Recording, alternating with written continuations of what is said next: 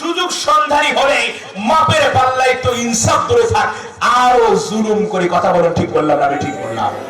মাছ বাজারের কথা আমি কি বলবো, মনে পড়ছে এই জন্য বলছি আপনাদেরকে বোঝানোর জন্য।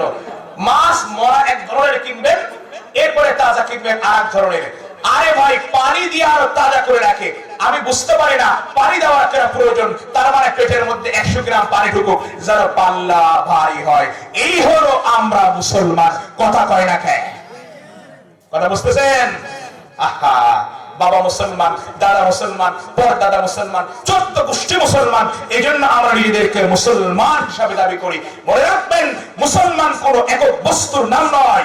ইব্রাহিম আলাইহিস সালাতু ওয়াস সালামকে যখন আল্লাহ বলেছিল, ইব্রাহিম তুমি নিজেকে কেমন মানুষ মনে করো, ইব্রাহিম কয় আমি সাপের মতো নিজেকে গুছিয়ে নিলাম, অর্থাৎ বললাম ইন্নী ওয়াজহাতু ওয়াজহিয়া লিল্লাযী ফাতারাস সামা হানিফা ওয়া মা আনা মিনাল মুশরিকিন ইন্না সলাতি ওয়া নুসুকি ওয়া মাহইয়ায়া ওয়া মামাতি লিল্লাহি রাব্বিল আলামিন আসলামতু লিরাব্বিল আলামিন। আল্লাহু আকবার, জোরে বলুন।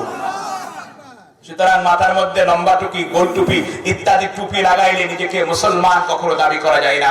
মুসলমানিত্ব থাকতে হবে। কথা বলো, ঠিক বললাম না? ঠিক বললাম? বাপ দাদার পরিচয় দিয়ে কয়দিন খাবে? জুলুম করে কয়দিন খাবে? জুলুম মারাত্মক ধরনের অপরাধ। বাবার ভাইরা ক্লিয়ার করে বুঝেন, নবী মুহাম্মদুর রাসূলুল্লাহ লাঠি দিয়ে আঘাত করেছেন, আমরা তো অনেক লাঠি কারো 2-4টা চাপ্পল লাগাই। কথা বলুন, ঠিক বললাম না? ঠিক বললাম? থাপ্পড় লাগায় দেওয়ার পরেও আমরা তো মাপ চাই না।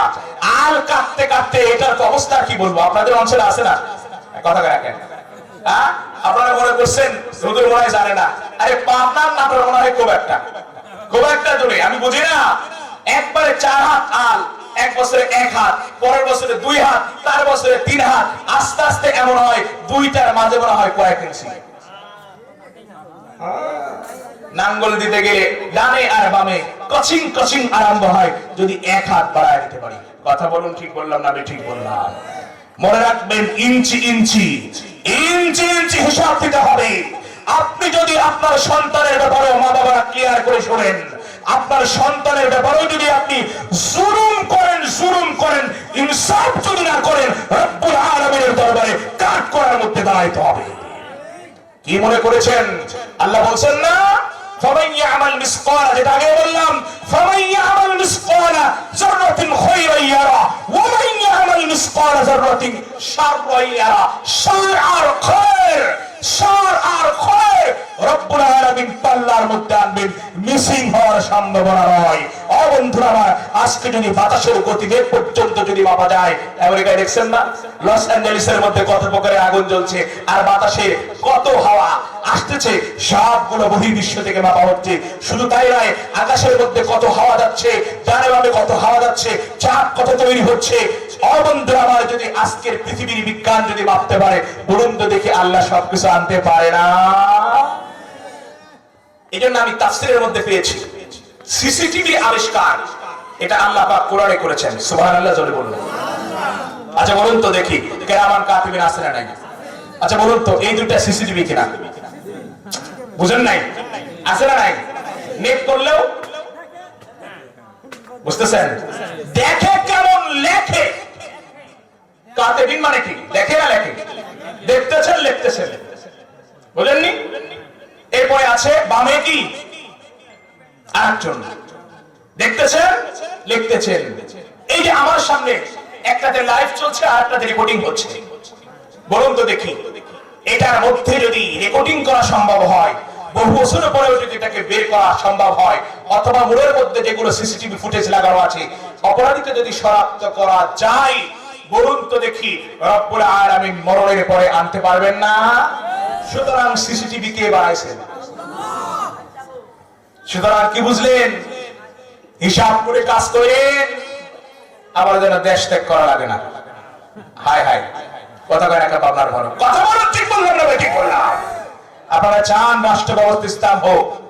একটু হাত উঁচু করে দেখান তো দেখি, একটু জোরে আওয়াজ করে আল্লাহু আকবার বলুন। আলহামদুলিল্লাহ, হাত নামান। সুতরাং প্রিয় ভাইরা, দরকার রয়েছে আমরা কোন জালেমকে দেশে আসতে দিব না। আমরা যদি হই মজলুম হব, কিন্তু মাঝে মাঝে যদি জানেবের শক্ত গোড়া তৈরি হয় আমরা উপড়িয়ে দিব। এটা হলো আমরা মুসলমান জাতি। সুতরাং প্রিয় ভাইরা, আমি যে কথা বলতেছিলাম, ঘোর অন্ধকার আর যুলমু যুলমাতুন ইয়াওমাল কিয়ামা, ঘোর অন্ধকার। দুই হাত নিচে মাটির নিচে কি হয় আমরা যেরকম বুঝতে পারি না, ডানে বামে কি হয় আমরা যেরকম আমাদের মস্তিষ্ক দিয়ে বুঝতে পারি না, আমাদের চোখ দিয়ে দেখতে পারি না, পিছনে কি হয় এটা পর্যন্ত যেহেতু আমরা দেখতে পারি না। আর আপনি যদি জুলুম করেন অন্ধকার হবে। কথায় আসছে না, আধার ঘরে অন্ধকার, আধার ঘরে সাপ, সারা ঘরে সাপ। কি মুরব্বিরা ভুল বললাম নাকি? সুতরাং প্রিয় ভাইরা, কখনো আমরা জুলুম করব না, আমরা মাসলুম হব। কারণ মাসলুমের জন্য অপশন রেখেছেন কে? আল্লাহ রাব্বুল আলামিন। আমি দোয়া করব, সঙ্গে সঙ্গে আল্লাহ কি করবেন? কবুল করে নেবেন। বন্ধুরা, আমরা যে কথা বলতেছিলাম, বিশ্ব নবী মুহাম্মদুর রাসূলুল্লাহকে লক্ষ্য করে বলেন, নবীজি গো, আপনি যখন লাঠি দিয়ে আক্রমণ করেছিলেন, আঘাত করেছিলেন, আমি ছিলাম খালি গায়ে, আপনি মুহাম্মদ এখনো পর্যন্ত আপনার গায়ের মধ্যে কাপড় আমি দেখতে পাই। বদরের প্রান্তরে মুসলমান আল্লাহর নবী গোটা কাপড় খুলে দিলেন, শরীরে আল্লাহু আকবার জোরে বলুন। বিশ্ব নবী মুহাম্মদুর রাসূলুল্লাহ খালি গায়ে সাহাবীর সামনে বসে পড়েছেন। মুসলমান আল্লাহ নবী মুহাম্মদুর রাসূলুল্লাহ সামনে যেহেতু সাহাবীর বসে পড়েছেন, বলুন তো দেখি সাহাবী কি নবীর উপরে আক্রমণ করতে পারে? কারণ নবীজি তো আল্লাহ রাব্বুল আলামিনের এমন একজন নবী, কুল কায়নাত তো আল্লাহ পাক তার জন্য বানাইছেন। এটা সমস্ত সাহাবীরা বুঝে, কাফেররা পর্যন্ত নবীর উপরে আক্রমণ করতে পারে, কিন্তু ন্যূনতম সাহাবী তো আল্লাহর নবীর উপরে কোনো আক্রমণ করতে পারে না। এই জন্যই তো আল্লাহ নবী মুহাম্মদুর রাসূলুল্লাহ বলেন, আসহাবী কান নুজুম, এক একটি আমার সাহাবী হলো, ছোট হোক আর বড় হোক, আকাশের মধ্যে একটা তারকার মতো। আল্লাহু আকবার জোরে বলুন। তার মানে মুসলমান, যদি আকাশের মধ্যে তারকা না থাকে, চাঁদের যেমন সৌন্দর্যতা কখনো প্রকাশিত হয় না, মুসলমান সাহাবী ছাড়া কখনো বিশ্বনবী মুহাম্মদুর রাসূলুল্লাহর সৌন্দর্যতা প্রকাশিত হয় নাই। এই জন্যই তো নবীজি বলেছেন, আকাশের যেমন তারকা রাজি চাঁদকে সৌন্দর্যতা তৈরি করে দেয়, ইসলামকে সৌন্দর্যতা করেছেন আমার সাহাবী। আকবার জোরে আল্লাহু আকবার বলুন। মুসলমান বন্ধুরা আমার, বিশ্ব নবী মুহাম্মদুর রাসূলুল্লাহ বসে পড়েছেন খালি গায়ে। আল্লাহর নবী মুহাম্মদুর রাসূলুল্লাহ এই সাহাবী সারা এতক্ষণ পর্যন্ত যে কড়া কৌশল অবলম্বন করেছে, দোয়ায় আমাদের নবী মুহাম্মদুর রাসূলুল্লাহকে বুকের মধ্যে লাগায় আরো জোরে আওয়াজ করে সুবহানাল্লাহ বলুন। আল্লাহর নবীকে দোয়া করে বলে, রব্বুল আলামিনের নবী মুহাম্মদ, বদরের প্রান্তরে জানি মরবো না বাঁচবো এটা আমি জানি না গো মুহাম্মদ, কিন্তু আমি জানি কবরের পরে একটা আযাব রয়েছে। ও মুহাম্মদ, আল্লাহ রাব্বুল আলামিন আগুনকে সিরিয়াস করে তৈরি করেছে। রব্বুল আলামিন আগুন তো শরীরের মধ্যে লাগায় দিবেন। এই জন্যই তো রব্বুল আলামিন সিরিয়াস একটা আযাবের কথা নোট করে মুহাম্মদুর রাসূলুল্লাহর উপরে কোরআনের আয়াত বানায় আমাদের উপরে দান করেছেন। ইয়া আইয়ুহাল্লাযীনা আমানু কু আনফুসাকুম ওয়া আহলিকুম নারা وقودها الناس والحجار عليها ملائكة غلاد شداد لا يعصون الله ما أمرهم الله أكبر بولون মুসলমান বন্ধুরা আমার, সাহাবী বলে, নবী মুহাম্মদ, আমি জানি কবরের মধ্যে রব্বুল আলামিন কবরের মধ্যে আগুন লাগায় দিবেন। ও রব্বুল আলামিনের নবী মুহাম্মদ, আল্লাহ রব্বুল আলামিন আগুনকে মারাত্মক ধরনের আযাবের পন্থা অবলম্বন করে আল্লাহ পাক আগুন বানাইছেন। বিশ্বনবী মুহাম্মদুর রাসূলুল্লাহ, আমি তো এত বোকা নই, আমার নবী মুহাম্মদুর রাসূলুল্লাহর উপরে আক্রমণ করব, অথচ আমি মুহাম্মদুর রাসূলুল্লাহর উপরে এতটুকু কৌশল অবলম্বন করলাম, কারণ আমি রব্বুল আলামিনের কাছে বলতে পারবো আমার শরীরের সঙ্গে আমার নবী মুহাম্মদুর রাসূলুল্লাহর শরীর লাগছে। এইজন্য রব্বুল আলামিন তুমি আমারে মাফ করে দাও। সুবহানাল্লাহ জোরে আওয়াজ করে বলুন। মুসলমান বন্ধুরা আমার, যেমন ভাবে আমাদের মা খাদিজাতুল কুবরা রাদিয়াল্লাহু তাআলা আনহা বলেছিলেন, নবীজি আপনি যেহেতু বিদায় প্রান্তের মধ্যে যাচ্ছেন, ও নবী মুহাম্মদুর রাসূলুল্লাহ সাল্লাল্লাহু আলাইহি ওয়াসাল্লাম, আমি জানি না আপনি কতটুকু জীবন হায়াত আল্লাহ রাব্বুল আলামিনের পাবেন, কিন্তু আমার মন বলতেছে আমি পৃথিবীর মধ্যে মুহাম্মদ আর বেশি দিন বাঁচবো না। আল্লাহ নবী মুহাম্মদুর রাসূলুল্লাহ, আমি জানি কবরের মধ্যে আল্লাহ রাব্বুল আলামিন মারাত্মক ধরনের আযাবের বন্ধ ব্যবস্থা করবেন। এক পাশে বন্ধুরা আমার আল্লাহর নবী বলেন, একদিক থেকে আল্লাহ রাব্বুল আলামিন মাটির মধ্যে চাপ তৈরি করবে, আরেক দিকে হাড্ডিটা ঢুকে যাবে। আল্লাহর নবী বলেন আরেক দিক থেকে চাপ তৈরি করবে, আবার আরেক দিকে হাড্ডি ঢুকে যাবে। মুসলমান বন্ধুরা আমার, আম্মা জান বলেন খাদিজাতুল কুবরা, নবীজি গো আমার মরণের পরে আপনি কাফনের কোনো বন্ধ ব্যবস্থা করবেন না। ও মুহাম্মদুর রাসূলুল্লাহ, আপনার জুব্বাটা দিয়ে আমার কাফনের বন্ধ ব্যবস্থা করবেন, কারণ নবী মুহাম্মদুর রাসূলুল্লাহ আমি জানি কবরের মধ্যে যখন আমারে সমাহিত করা হবে, আযাবের ফেরেশতারা যদি আমার কবরের মধ্যে এসে যায়, আমি মুহাম্মদুর রাসূলুল্লাহ সাল্লাল্লাহু আলাইহি ওয়াসাল্লামের জুব্বার দিকে ইশারা করব আর বলবো, জানো জানো কার জুব্বা আমার গায়ের মধ্যে রয়েছে, আমার প্রিয়তম মুহাম্মদুর রাসূলুল্লাহ, যার জন্য আল্লাহ কুল কায়নাত সাজাইছেন, সেই নবী মুহাম্মদুর রাসূলুল্লাহ সাল্লাল্লাহু আলাইহি ওয়াসাল্লামের জুব্বা গায়ের মধ্যে রয়েছে। ও ফেরেশতারা, আযাব দেওয়ার কোনো দুঃসাহস তোমরা করো না, কারণ গায়ে আছে আছে কাপড়ের কাপড় নাই, এটা হলো আমার শরীর মুহাম্মদুর রাসূলুল্লাহর সঙ্গে লাগছে, এরপরে মুহাম্মদুর রাসূলুল্লাহর সঙ্গে আরেকটা লাগছে, তার নাম হলো কাপড়, যেটা নবী মুহাম্মদুর রাসূলুল্লাহর গায়ের মধ্যে ছিল। এর কারণে আযাব দেওয়ার কোনো দুঃসাহস করো না।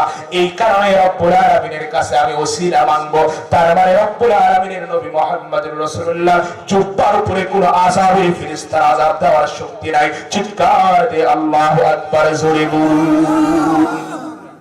মুসলমান বন্ধুরা আমার, নবী মুহাম্মদুর রাসূলুল্লাহ সাল্লাল্লাহু আলাইহি ওয়াসাল্লাম আমাদেরকে বন্ধুরা আমার ইনসাফ করার কথা বলেছেন। কখনো কখনো বন্ধুরা আমার আপনার জালেমের কাতারের মধ্যে যাব না। বন্ধুরা আমার, যেই কথাগুলো এতক্ষণ পর্যন্ত বোঝানোর চেষ্টা করলাম, আল্লাহ নবী মুহাম্মদুর রাসূলুল্লাহ সাল্লাল্লাহু আলাইহি ওয়াসাল্লাম কখনো জালিম হন নাই, বরং বিশ্বনবী মুহাম্মদুর রাসূলুল্লাহ সাল্লাল্লাহু আলাইহি ওয়াসাল্লাম মাজলুম হয়েছেন। কথা বলুন, ঠিক বললাম না ঠিক বললাম? মুসলমান মনে রাখতে হবে, এই জন্য আমি কখনো জালেমের কাতারের মধ্যে দাঁড়াবো না। জালেমের কাতারে দাঁড়াইলে মারাত্মক ধরনের আযাব আর গজবের শিকার হতে হবে। মারাত্মক ধরনের আযাব আর গজব। কি মনে করেছেন আপনি জালেম হওয়াটা? আপনি কি মনে করেন?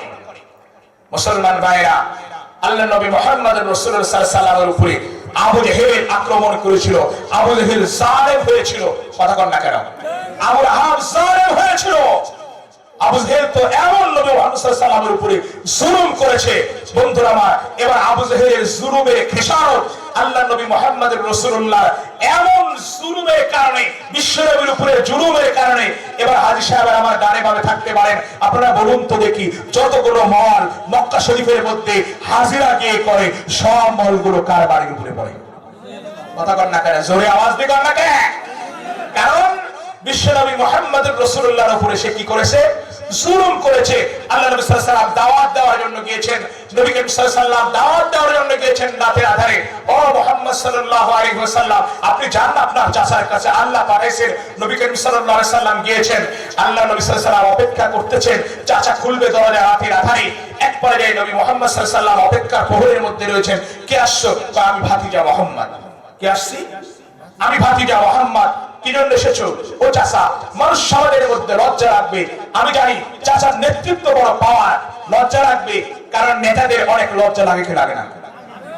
জোরে বল। নির্বাচনের আগে কথা কেন? নির্বাচনের আগে আসে না নাই? হ্যাঁ, কি যে বলে আল্লাহ জানে। সালাম দেয় না, মরার দোয়া করে আল্লাহ জানে। কথা কেন? নির্বাচনের আগে এরকম সালাম আসে না নাই? সারা বছর নামাজের খবর নাই, নির্বাচনের আগে সালামে ঠিকই পড়ে যায়। কথা কেন? আরে সালাম হাত তুলেই থাকে, আসে না এরকম?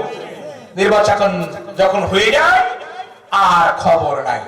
এবার গম চুরি, নানানটা চুরি, রাস্তাঘাটে ইট চুরি। কথা কেন? ভয় লাগতেছে আপনাদের? সত্য কথা বলতে কখনো ভয় লাগে?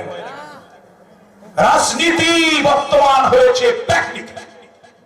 কথা বলে বর্তমান হয়েছে প্যাকনীতি, পেটের জন্য রাজনীতি। রাজনীতি যদি করতে চান সৈয়দ ওমরকে ফোকাস করেন। কথা বলুন ঠিক না বেঠিক? রাজনীতি যদি করতে চান ওসমানকে ফোকাস করুন, রাজনীতি করতে যান আলী মুর্তজাকে ফোকাস করুন, বেলালকে হাফসি হওয়ার পরেও তাকে ফোকাস করুন, প্রত্যেকটা সাহাবীকে ফোকাস করুন। আপনি কেমন রাজনীতি করেন যে রাজনীতি দিয়ে আপনার পেট ভরে, সম্পদের হিসাব এখন আর মিলাইতে পারেন না। বালিশের নিচে থেকে বের হয়, খেতার নিচ থেকে বের হয়, বস্তার মধ্যে থেকে বের হয়, স্ত্রীর এমন গহনা, স্ত্রীর এমন গহনা, এখন দেখা যাচ্ছে যে ওইখান থেকে এইখান থেকে এখন খালি গহনা বের হয়। কথা বলুন ঠিক বললাম না? আমি ঠিক বললাম? জুলুমের আগ্রাসন, জুলুমের করে বহিঃপ্রকাশ। মনে রাখবেন প্রিয় ভাইয়া, সকলে আমার ভাই ভাই। কথা বলুন সকলে কি? আল মুসলিম আখুল মুসলিম। মনে আছে আপনাদের? সবাই ভাই ভাই, কাঁধে কাঁধ মিলে আমাদেরকে কাজ করতে হবে। আমরা কখনো জালেম হতে চাই না। আমরা যদি হই মাজলুম হব, রব্বুল আলামিনের কাছে দোয়া করব, রব্বুল আলামিন আমাদের দোয়া কবুল করবে, আমাদের সকল সমস্যার সমাধান করবে। আর যদি তাই হয়, এবার আবু লাহাব কি বুঝতে পারছেন? নবীর উপরে জুলুম করে নাই আবু লাহাব। আল্লাহ কি তার সাথ দিয়েছে? মোহাম্মদকে গালি দেয়, তার বউ একদিক দিয়ে গালি দেয়, সে আবার গালি দেয়, রাস্তার মধ্যে এটা সেটা পুঁতে রাখে, মোহাম্মদ যেন ক্ষতিগ্রস্ত হয়। বলুন তো দেখি, মোহাম্মদ কি ওর বাপের? কথা বলে না নবীর চাচা। এরপরে কথাটা বললাম, মুহাম্মদ সাল্লাল্লাহু আলাইহি সাল্লাম কার? আল্লাহ। আল্লাহ 8 জান্নাত বানাইছেন। কথা বলেন কয় জান্নাত? এটা আপনারা জানেন না? আর সবাই তো জানে 8 জান্নাত বানাইছে। আদম আলাইহিস সালাতু ওয়াস সালাম যখন পেরেশানগ্রস্ত হয়ে গেলেন, রব্বুল আলামিন যখন দোয়া কবুল করে না, এবার কার বাদ দিলেন? আল্লাহ নবী মুহাম্মদ সাল্লাল্লাহু আলাইহি সাল্লামের বাদ দিয়ে বললেন, আমি যখন রব্বুল আলামিন দেখেছিলাম তুমি জান্নাত বানায়া জান্নাতের ডানে তোমার নামটা রেখেছো আর বামে রাখছো মুহাম্মাদুর রাসূলুল্লাহ, বারাত দিলাম, ওজুহাত দিলাম, ও মালিক ওই মুহাম্মদ আমি বুঝতে পেরেছি সম্মানিত, তার খাতিরে আমার তুমি গুনাহগুলো maaf করে দাও। আল্লাহ কয়, এমন একজনের নাম নিয়েছিস যার জন্য আমি কুল কায়াত বানাইছি, আমি মুহাম্মাদের খাতিরে জীবনের সকল গুনাহ তোর maaf করলাম। তুই তো বেশি কিছু করিস নাই, কারণ একটা ফল নিষিদ্ধ করেছিলাম, ওটা খেয়েছিলি, এর কারণে মুহাম্মাদের কারণে আমি আল্লাহ maaf করলাম। সুবহানাল্লাহ জোরে বলো। মুসলমান বন্ধুরা আমার, এরপরে জালেম মুহাম্মদুর রাসূলুল্লাহর যত বংশ পরিচয়, আবু লাহাবের বংশ পরিচয়, তাই কথা বলুন। মুহাম্মদুর রাসূলুল্লাহকে বলা হয় হাশিমি, আবু লাহাবকেও বলা হয় হাশিমি। মুহাম্মদুর রাসূলুল্লাহকে বলা হয় ইসমাইলি, আবু লাহাবকে বলা হয় ইসমাইলি। আল্লাহর নবী মুহাম্মদকে বলা হয় মাক্কি, আবু লাহাবকেও বলা হয় মাক্কি। মুসলমান শুধু সম্মান নয়, আল্লাহ রাব্বুল আলামিন তার চেহারা পর্যন্ত দিয়েছিলেন। দেখবেন বন্ধুরা আমার, যদি সুন্দর চেহারার অধিকারী হয়, আমরা পিছন দিক থেকে বলি ছেলেটার চেহারা আগুন। কথা বলুন ঠিক বললাম না? আমি ঠিক বললাম? আর মুসলমান ওই কথা বলতে চায় না যদি চেহারাটা মেয়ের হয়। মুরব্বী পর্যন্ত হা করে থাকে, লাল পরি নীল পরি রাস্তা দিয়ে হেঁটে যাই, কোনটা সে কোনটা ধরি। কথা কয় না? এই যুবকরা তোমরা কথা কয় না কেন? তোমার কথা আর কি বলবো, তোমরা তো আল্লাহু আকবার না, তোমাদের কথা আর কি বলবো। মুসলমান বন্ধুরা আমার, এই কথা বলতেছি, এত সুন্দর চেহারার অধিকারী ছিল আবু লাহাব। বিশ্বনবী মুহাম্মদুর রাসূলুল্লাহ চাচা হওয়ার পরে নবীজির সঙ্গে কখনো ইনসাফমূলক আচরণ করে নাই। আল্লাহ নবী মুহাম্মদুর রাসূলুল্লাহর উপরে জুলুম করেছেন। আল্লাহ রাব্বুল আলামিন তার শানে কোরআনুল কারীমের একটা সূরা বানাইছেন। কথা বলুন ঠিক বললাম না? আমি ঠিক বললাম? আল্লাহ বলছেন, তাব্বাত ইয়াদা আবি লাহাব, তাব্বাত ইয়াদা আবি লাহাব। আল্লাহ রাব্বুল আলামিন আবু লাহাবের নাম ধরে দিয়ে বলেন, ও আবু লাহাব, তুই মুহাম্মদুর রাসূলুল্লাহর সঙ্গে সম্পর্ক করিস নাই, তুই তো জালেম স্বৈরাচার। মক্কার বুকে তোরই ঘরের মধ্যে আমি মুহাম্মদকে দিলাম, মুহাম্মদকে তুই গ্রহণ করলি না। তুই স্বৈরাচার হওয়ার কারণে, জালিম হওয়ার কারণে, মুহাম্মদকে কষ্ট দেওয়ার কারণে আমি রব্বুল আলামিন 114 সূরার জন্য আমি তোর নামটা নির্বাচন করলাম। তার মানে তোর উপর আমি সংকেত দিলাম, তাপ তাপ, ধ্বংস আর ধ্বংস তোর উপর অবধারিত। কথা বলুন ঠিক না বেঠিক? তার মানে আপনার মুসলমান ভাইরা খুব ভালো করে এতক্ষণ বোঝানোর চেষ্টা করছে একটা কথা, জুলুম কখনো করা যাবে না। জুলুম যদি বন্ধুরা আমাদের থেকে হয়ে যায়, মনে রাখতে হবে এই জুলুম রব্বুল আলামিনের কাছে মাফ চাইলে আল্লাহ মাফ করবে না। কারণ বলুন তো দেখি, এটা কি হকুল ইবাদ না হকুল্লাহ? নিঃসন্দেহে এটা আল্লাহর কোনো বিচারের বিষয় নয়, এটা হলো বান্দার বিষয়। মুসলমান বন্ধুরা আমার, যত বড় অপরাধ রয়েছে, অপরাধ তো দুই ধরনের, একটা হলো রব্বুল আলামিনের কেন্দ্রিক, আর একটা হলো বান্দা কেন্দ্রিক। আল্লাহ রব্বুল আলামিনের নামাজ আদায় করে নাই, আল্লাহ ইচ্ছা করলে জীবনের নামাজের গুনাহগুলো মাফ করতে পারেন। রোজা রাখেন নাই বন্ধুরা আমার, এটা আল্লাহ কর্তৃক, আল্লাহ কর্তৃক, আল্লাহ রব্বুল আলামিন ইচ্ছা করলে রোজার গুনাহগুলো মাফ করতে পারেন। কিন্তু বন্ধুরা আমার, আপনি যদি জালেম হন আর যদি বান্দার কোনো হক নষ্ট করেন, বন্ধুরা আমার, যদি আপনি মাজলুম না হয়ে যদি জালেম হন, মনে রাখবেন যার উপরে জুলুম করা হয়েছে মাজলুমের কাছে মাফ না চাওয়া পর্যন্ত রব্বুল আলামিনও মাফ করে না। কারণ এটা রব্বুল আলামিনের কোনো বিষয় নাই, এটা সম্পূর্ণটা হলো বান্দার হক। কথা বলুন ঠিক না বেঠিক? এই জন্য বন্ধুরা আমার, আল্লাহ নবী মুহাম্মদুর রাসূলুল্লাহ সাল্লাল্লাহু আলাইহি ওয়াসাল্লাম শিশু অবস্থায় জুলুম থেকে নিষ্কৃতির পথ পন্থা অবলম্বন করার পদ্ধতি দেখাইলেন। নিজের ভাইয়ের মুখে রব্বুল আলামিন মুহাম্মদুর রাসূলুল্লাহ আরেকটা স্তর উঠা দিয়ে, মুখ না দিয়ে বিশ্বনবী সাল্লাল্লাহু আলাইহি ওয়াসাল্লাম ইনসাফ কায়েম করলেন, বদরের পন্থার ইনসাফ কায়েম করলেন। বন্ধুরা আমার, মক্কি এবং মাদানী জীবনের মধ্যে বিশ্বনবী সাল্লাল্লাহু আলাইহি ওয়াসাল্লাম ইনসাফ কায়েম করলেন। এমনকি খাদেমকে পর্যন্ত, কুশব্দ আচরণ পর্যন্ত নবীজি করে নাই। সুতরাং বন্ধুরা আমার, কথা দীর্ঘায়িত করার উদ্দেশ্য নয়, আল্লাহর নবী মুহাম্মদুর রাসূলুল্লাহ সাল্লাল্লাহু আলাইহি ওয়াসাল্লাম ইনসাফের কথা বলেছেন। বন্ধুরা আমার, আমরা কারো ইনসাফ করব না, কারণ আমাদের কেউ তেলাওয়াতকৃত আয়াত যেটা আগে পড়েছিলাম, আল্লাহ বলেন ইবাদত করার জন্য আমি পাঠিয়েছি। বন্ধুরা আমার, আমরা কি চাই?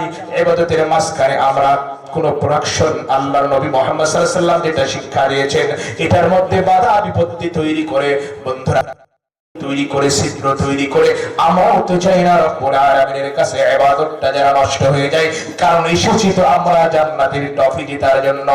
বন্ধুরা আমার, এই জন্য আমাদের উচিত জুলুম না করে ইবাদতগুলো পূর্ণ করা দরকার। বন্ধুরা আমার, আমরা যদি ইবাদত করতে চাই, আল্লাহর নবী মুহাম্মদুর রাসূলুল্লাহ মাক্কাটি বিশ্বনবী আল্লাহ রাব্বুল আলামিনের পক্ষ থেকে আমাদেরকে শিক্ষা দিয়েছেন। আল্লাহ রাব্বুল আলামিন বলছেন, মা আতাকুমুর রাসূলু ফাখুযুহু ওয়া মা নাহাকুম আনহু ফান্তাহু। মুসলমান বন্ধুরা আমার, আল্লাহ নবী সাল্লাল্লাহু আলাইহি ওয়াসাল্লাম যা শিক্ষা দিয়েছেন, সিরাতের মধ্যে যা পেয়েছি আমরা, সিরাতের মধ্যে বিশ্বনবী সাল্লাল্লাহু আলাইহি ওয়াসাল্লামের যা পেয়েছি, সবগুলো ফলো করার নাম হলো ইবাদত। তার মানে বন্ধুরা আমার, হাইলাইট আজকের আলোচ্য বিষয় যেটা, আল্লাহ রাব্বুল আলামিনের কখনো আমরা জালেম বান্দা হতে চাই না, কখনো মুসলমান কারো উপর আমরা জুলুম করতে চাই না, কখনো আল্লাহ রাব্বুল আলামিনের জালেম বান্দা হই আল্লাহ রাব্বুল আলামিনের কাছে আমরা উঠতে চাই না। আমরা যদি উঠতে চাই, ইনফিশ ওয়া মা খালাকতুল জিন্না ওয়াল ইনসা ইল্লা লিয়াবুদুন, ইবাদত করার জন্য পাঠিয়েছেন, আমরা ইবাদতকারী বান্দা হিসেবে উঠতে চাই। কথা বলুন আল্লাহু আকবার। রাজি আছেন ইনশাআল্লাহ? প্রিয় ভাইরা, এবার আমি আর সামনে আলোচনা আগাইতে চাই না। আলহামদুলিল্লাহ, আপনাদেরকে আমি যতটুকু বোঝানোর চেষ্টা করলাম, ইনশাআল্লাহ এতটুকু বোঝার চেষ্টা করুন এবং ইবাদত করে ক্লিন ফিশ, যার মধ্যে কোনো ভেজাল নাই, এই প্রকারের ইবাদত করে আল্লাহ পাক আমাদের সবাইকে ইহজগৎ ত্যাগ করার মতন তৌফিক দান করে। সকলে বলি সম্মোচনে আল্লাহুম্মা আমিন। প্রিয় ভাইরা, এবার একটু আমি বিষয়বস্তু অন্যদিকে ঘোরায়া 11:30 আমি একটু আপনাদেরকে একটা জায়গাতে নিয়ে যেতে চাই। আপনারা বুঝতে পেরেছেন, আপনাদের গ্রাম, আপনাদের মহল্লা, একটা হাদিস বলবো। হাদিস বলে আপনারা তারতম্য বুঝার পরে ইনশাআল্লাহ আমি একটা বিষয় আপনাদেরকে বলবো। দেখেন আল্লাহ নবী কি বলছেন, মান বানা লিল্লাহি মাসজিদান বানাল্লাহু লাহু বাইতান ফিল জান্নাহ। বিশ্বনবী মুহাম্মদুর রাসূলুল্লাহ বলেন, যে আল্লাহর জন্য দুনিয়ার মধ্যে ঘর তৈরি করবে, কথা বলুন কি তৈরি করবে? আমার দিকে তাকান। আল্লাহ নবী মুহাম্মদুর রাসূলুল্লাহ বলেন যে দুনিয়ার মধ্যে আল্লাহর জন্য ঘর তৈরি করবেন, তার মানে মসজিদ আল্লাহর জন্য বানাইবে। বিশ্বনবী মুহাম্মদুর রাসূলুল্লাহ বলেন, বানাল্লাহু লাহু বাইতান ফিল জান্নাহ। আল্লাহ রাব্বুল আলামিন তার জন্য জান্নাতের মধ্যে অনুরূপ ঘর তৈরি করবেন। বলুন তো দেখি দুনিয়ার ঘর আর ওই ঘরের মধ্যে তারতম্য আছে না নাই? মুসলমান বন্ধুরা আমার, কেমন তারতম্য বুঝুন, একটু বুঝুন ঘর নির্মাণ করা কেন দরকার। জান্নাতের মধ্যে দুনিয়ার কোন ইট দিয়ে আল্লাহ রাব্বুল আলামিন জান্নাতের গাঁথনি দিবে না, বরং জান্নাতের গাঁথনি গুলো রব্বুল আলামিন সুগন্ধ দিয়ে ভরপুর করে দিবে। সুবহানাল্লাহ বলুন। মুসলমান বন্ধুরা আমার, নিজের ফ্লোরটা নিচের ফ্লোরটা আল্লাহ রাব্বুল আলামিন সোনা চাঁদি দিয়ে মোড়ায়া দিবেন। মুসলমান বন্ধুরা আমার, একটু বসার আসন দিবেন। আমি আর আপনি কতটুকু মোটা আসন দেখেছি? আমি আর আপনি যখন ওইখানের মধ্যে বসবো, আল্লাহ রাব্বুল আলামিন যে পুরুত্ব দান করবেন প্রথম আসমান থেকে প্রথম জমিন পর্যন্ত। সুবহানাল্লাহ বলুন। ও মুসলমান বন্ধুরা আমার, বলুন তো দেখি এখন এই ধরনের ঘর বানানো আমাদের দরকার আছে না নাই? এই জন্যই তো বন্ধুরা আমার, আমাদের নবী মুহাম্মদুর রাসূলুল্লাহ বলেন, আল্লাহর জন্য যদি তোমরা ঘর দুনিয়ার মধ্যে তৈরি করো, আল্লাহ রাব্বুল আলামিন তোমাদের জন্য জান্নাতের মধ্যে ঘর তৈরি করবেন। এই জন্য বন্ধুরা আমার, আপনারা অবশ্যই বুঝতে পেরেছেন যে কথাটা আমি আপনাদেরকে বলতে চাচ্ছি। একটু আল্লাহ নবী মুহাম্মদ সাল্লাল্লাহু আলাইহি ওয়াসাল্লামের মহব্বতি, আল্লাহর মহব্বতি, বিশেষ করে এটা আল্লাহর ঘর, এর জন্য আমি বেশি না, দ্বিতীয় আলোচনাকারী আলোচনার মধ্যে বলেছেন আপনাদের কাছে, আদায় করেছেন। আমি দীর্ঘ সময় ধরে 1.5 ঘন্টা ধরে আপনাদেরকে যে বয়ানগুলো শোনাইলাম, আলহামদুলিল্লাহ অবশ্যই মনের মধ্যে আঘাত লেগেছে। শেষ প্রান্তে দূরের মেহমান আপনাদের কাছে আমি 10 জন ব্যক্তিদের কাছে আমি 10,000 টাকা চাই। খুব কষ্ট হবে, বলুন তো দেখি 10 জন সাহাবী আছে না নাই জান্নাতের মধ্যে? জান্নাতের মধ্যে 10 জন সাহাবী, অর্থাৎ দুনিয়াতেই যারা স্বীকৃতি পেয়েছিলেন। আমি দোয়া করব আল্লাহ রাব্বুল আলামিন যেন এই 10 জন সাহাবীর সঙ্গে আল্লাহ পাক আপনাকে কবুল করেন। একটু হাত উঠান ভাই, নবদের আমাদের চাই। কি নাম ভাই? মুকুল হোসেন ভাই। লিল্লাহি তাকবীর। আরো জোরে লিল্লাহি তাকবীর। মুকুল হোসেন 1000 টাকা আল্লাহ ভাইয়ের দান কবুল করে সকলে বলে আমিন। আমিন আমিন আল্লাহ আমিন। দানকারীর জন্য মাওলা হয় তুমি জামিন।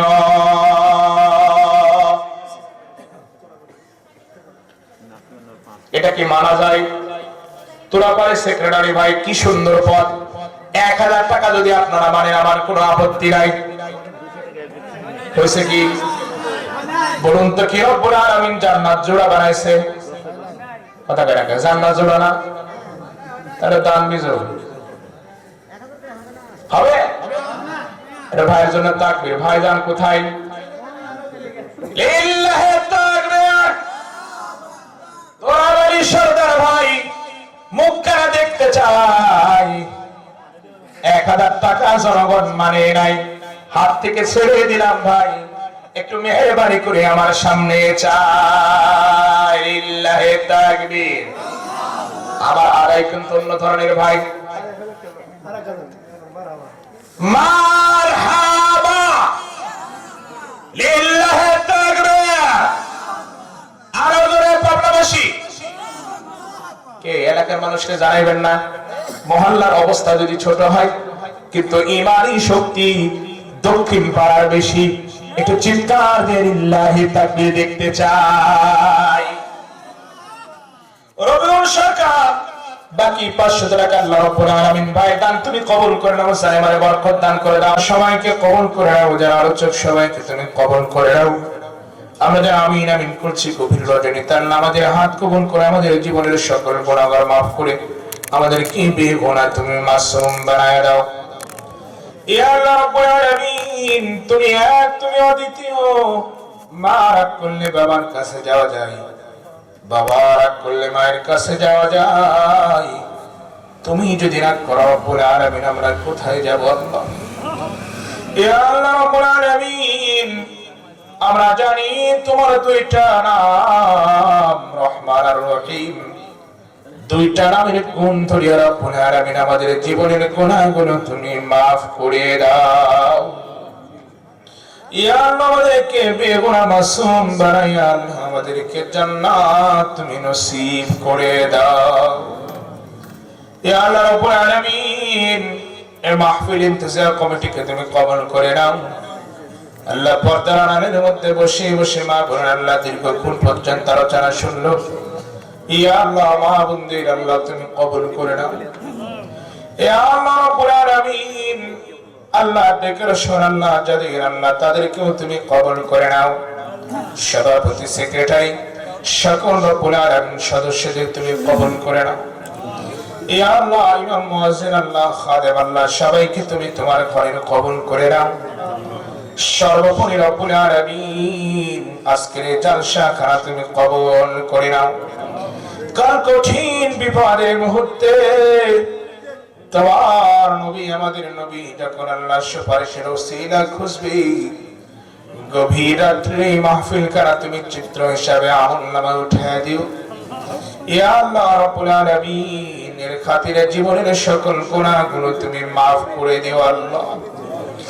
ইয়া আল্লাহ যেগুলো বলি কত কথা আছে বলা যায় না, রব্বুল আলামিন অন্তর্যামী আল্লাহ সকলের অন্তরের বেদনা দূর করে সবার তুমি আল্লাহ মনস্কামনা পূর্ণ করে নাও। ইয়া আল্লাহ যে বিষয়কে আল্লাহ সামনে রেখে আলোচনা করা হয়েছে আল্লাহ বেশি থেকে বেশি আল্লাহ আমল করার তৌফিক তুমি দান করে দাও আল্লাহ। আল্লাহ জালিমের আগ্রাসন থেকে আমাদেরকে হেফাজত করে নাও।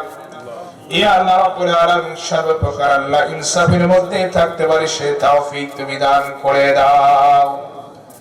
ওয়া সাল্লাল্লাহু তাআলা খায়রা খালকিহি ওয়া নূর আরশিহি মুহাম্মাদিন ওয়া আলিহি ওয়া আসহাবিহি আজমাইন।